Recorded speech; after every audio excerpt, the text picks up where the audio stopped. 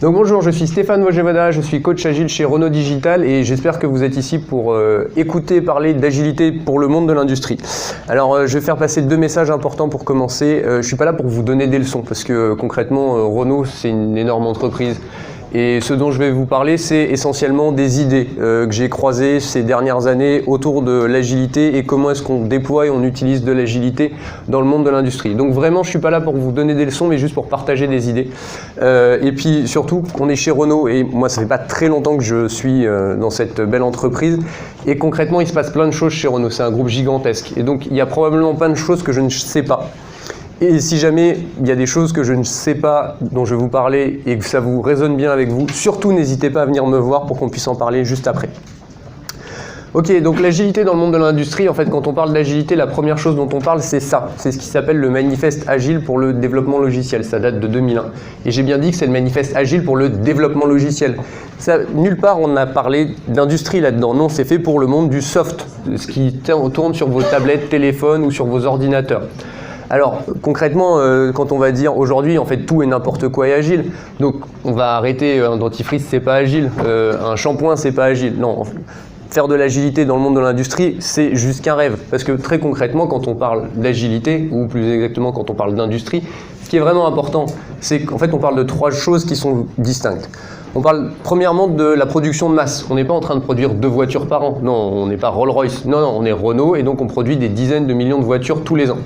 Ensuite, ce dont on parle, c'est des voitures. Et les voitures, c'est des systèmes complexes. On n'est pas en train de faire des petits trucs tout simples. Non, on est en train de faire des vraies voitures. Et ensuite, on est dans le monde de l'automobile. Le monde de l'automobile, c'est quelque chose de sérieux. Bon, ok. Mais alors, si on les reprend là, ces trois-là, est-ce que déjà on pourrait utiliser de l'agilité dans la production de masse ? La réponse à cette question, elle a été répondue, ou c'est les Japonais qui ont répondu à cette question il y a des dizaines d'années, dès les années 80. Parce que concrètement, les Japonais ont été les premiers à utiliser des méthodes de développement itératives pour construire de nouveaux produits industriels. Le seul truc, c'est que les Japonais, et aujourd'hui les Chinois, ils sont très très forts là-dedans, ils font bien de l'agilité, c'est-à-dire qu'ils vont bien utiliser plein de pratiques autour de l'agilité pour faire de la production de masse, mais c'est plutôt des systèmes simples. C'est des petits appareils électroménagers, etc. C'est des trucs plutôt faciles. Donc on n'est pas dans des systèmes complexes et on n'est surtout pas dans le monde de l'industrie. Ok.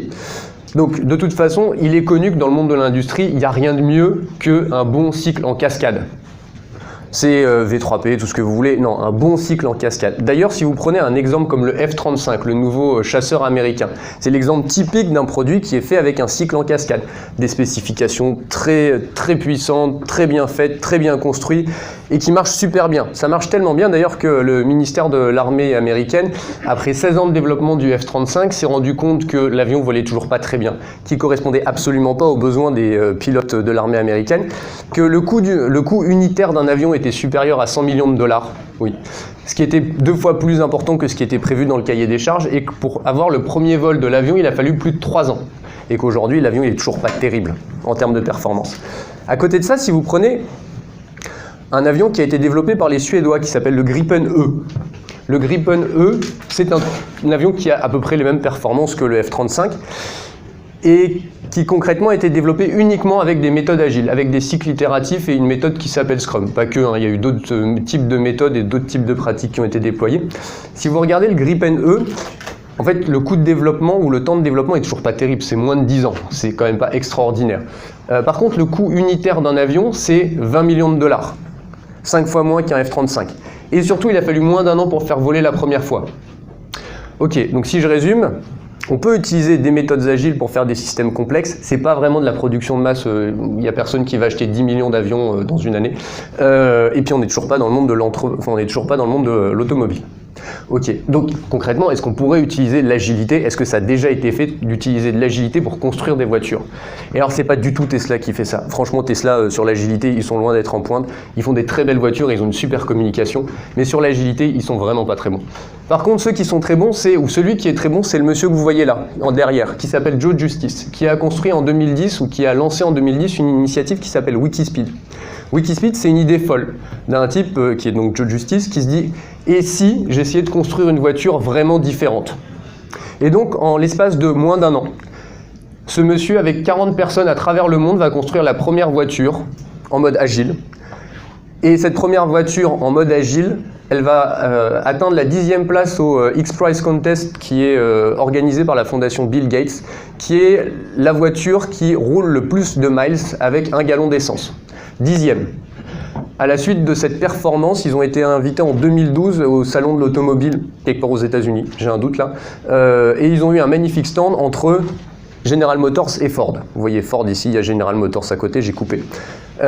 Typiquement, la carrosserie qu'ils ont faite, ils l'ont faite en moins de 3 semaines pour aller, parce que les premières carrosseries de la voiture étaient vraiment particulièrement moches. Et donc, ils ont construit la carrosserie en moins de 3 semaines en fibre de carbone, en n'ayant aucune idée à la base de comment on construisait une carrosserie.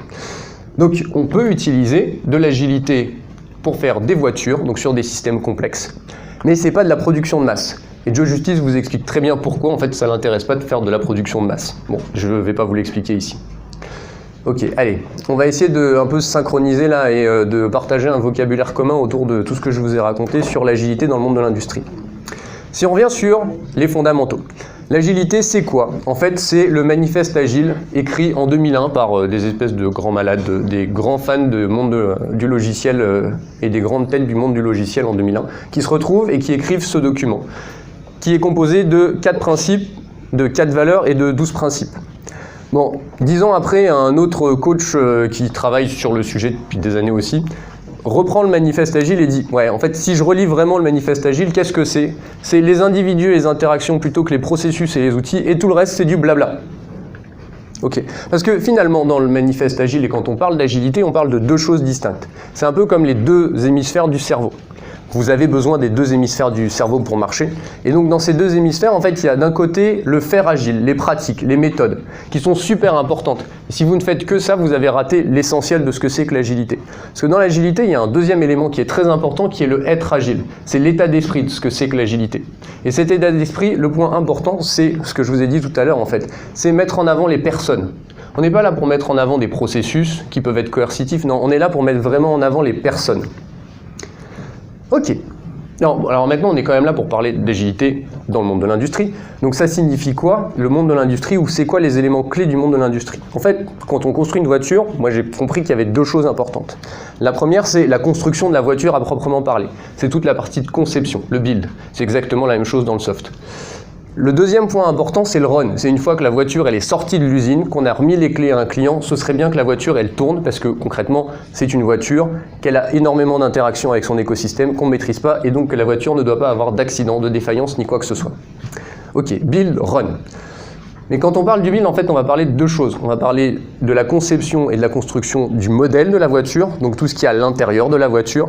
Et on va également parler de la construction et de la conception de la chaîne de production qui permet de sortir ces voitures en masse. Et ces 2 éléments qui n'ont absolument rien à voir. Et en même temps, c'est nécessaire. Donc finalement, quand on parle d'agilité pour le monde de l'industrie, on parle de ces 3 choses. On parle bien de la conception de la voiture, de la conception de la chaîne de production qui va permettre de produire ces voitures en masse, et du run de cette voiture. Et donc très concrètement, l'agilité dans le monde de l'industrie, ça signifie quoi, de mon point de vue? Ça signifie bien qu'il faut le décliner ou décliner ce qu'est l'agilité sur ces 3 axes différents. Et le point essentiel là-dedans, c'est que la qualité, c'est pas une option, c'est pas un truc facultatif. On est en train de faire rouler des voitures, en particulier chez Renault, et donc les voitures doivent être qualitatives. Il ne doit pas y avoir d'accident avec une voiture parce qu'on a un problème de frein. Il ne doit pas y avoir d'accident à cause d'un régulateur de vitesse. Ce n'est pas possible, ça ne doit pas arriver. D'accord ?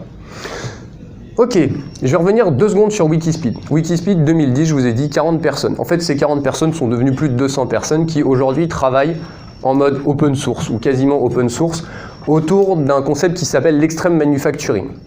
Ces personnes se sont retrouvées en 2016 et ils ont écrit une charte de ce qu'est le développement agile de produits. Et je vais partager avec vous 6 principes clés qu'ils mettent en avant et qui est l'élément fédérateur de tout le monde, enfin de tout l'univers actuellement du développement agile de produits. Le premier point important, c'est des équipes multicompétences qui collaborent plutôt que de la spécialisation des process et des outils. Et alors, ça vous allez me dire, mais chez Renault on fait déjà, c'est-à-dire que quand on veut construire une voiture, on a une équipe. On a un programme avec plein de gens. Oui, vous avez tout à fait raison. Et c'est là où je vais réinsister lourdement.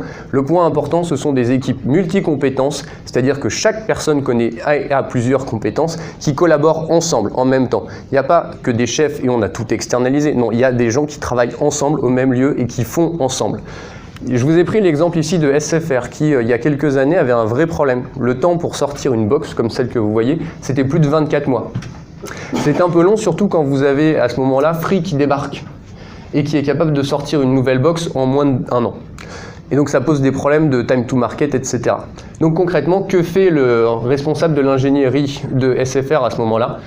Il réfléchit un peu et il se dit que le problème c'est que la taille d'équipe est un peu trop importante et bien trop éloignée de l'usine, et il passe d'un délai de 24 mois à un délai de moins de 6 pour construire une nouvelle box en prenant une équipe plus courte qui va envoyer directement en Chine dans l'usine de production pour faire la conception et la construction de ces mêmes box en moins de 6 mois.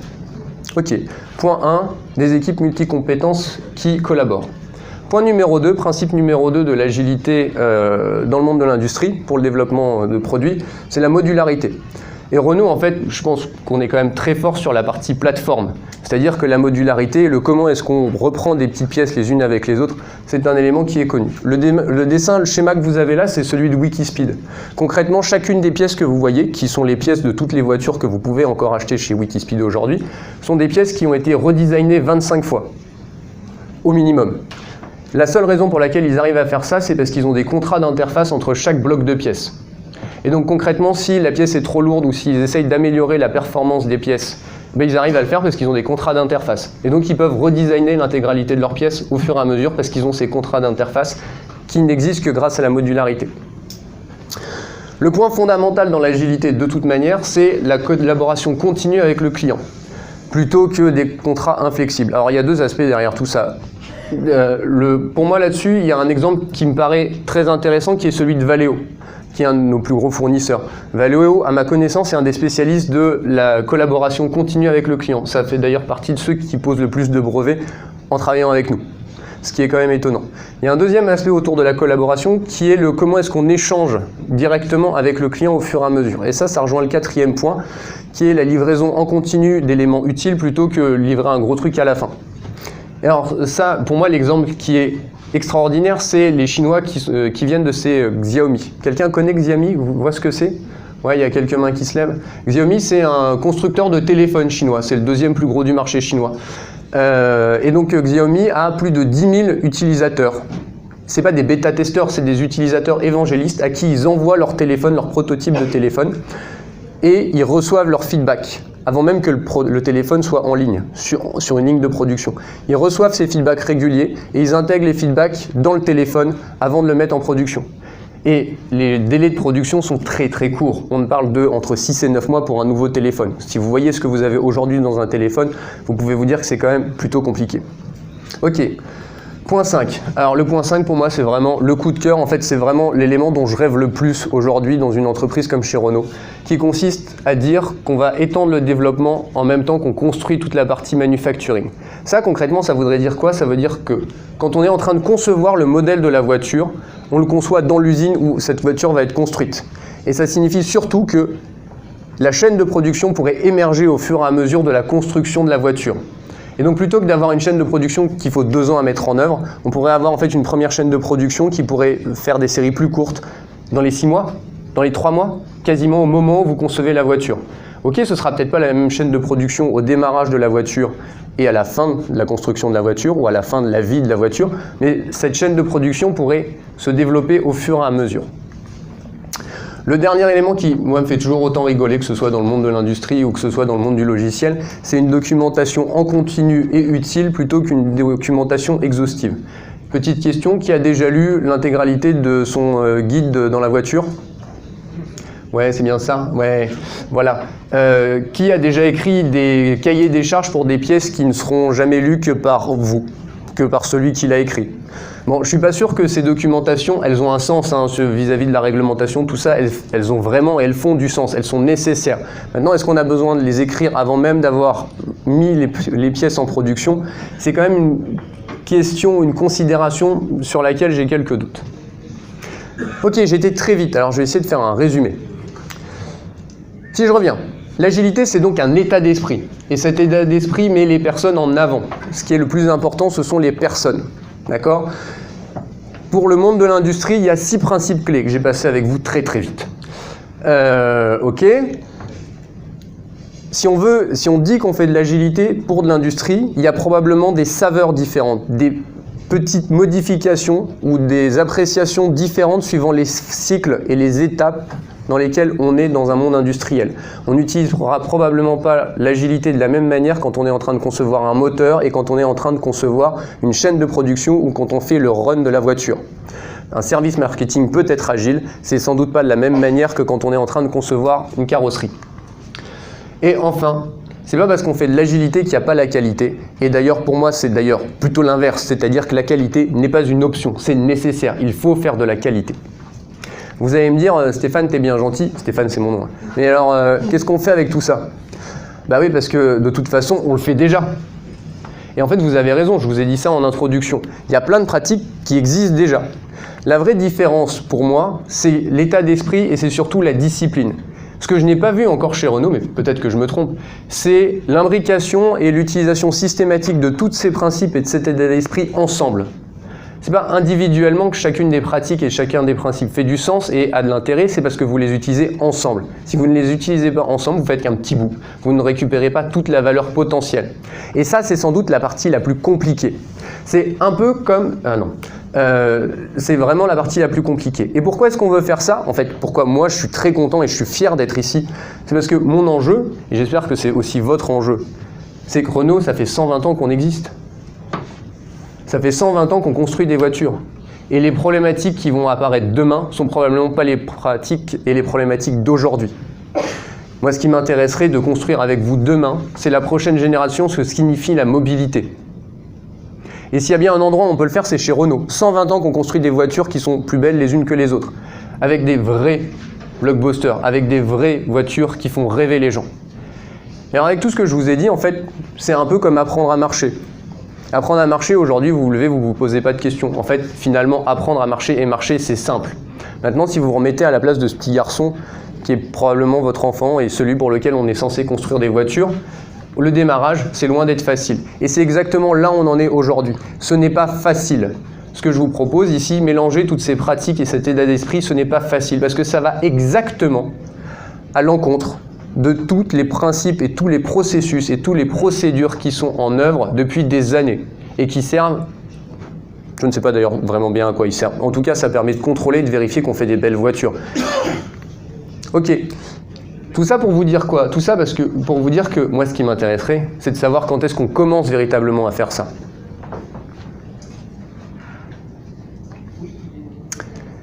Juste pour vous, je vous laisserai regarder la conférence de Joe Justice, le créateur de Wikispeed, où il explique en une petite dizaine de minutes comment est venue son idée et qu'est-ce que ça signifie pour demain. Et pas pour demain pour lui, mais pour demain pour le monde. Je vous remercie. Et moi j'ai terminé, j'espère que vous avez passé une très bonne journée, j'en doute pas une seule seconde. Très bonne journée à vous.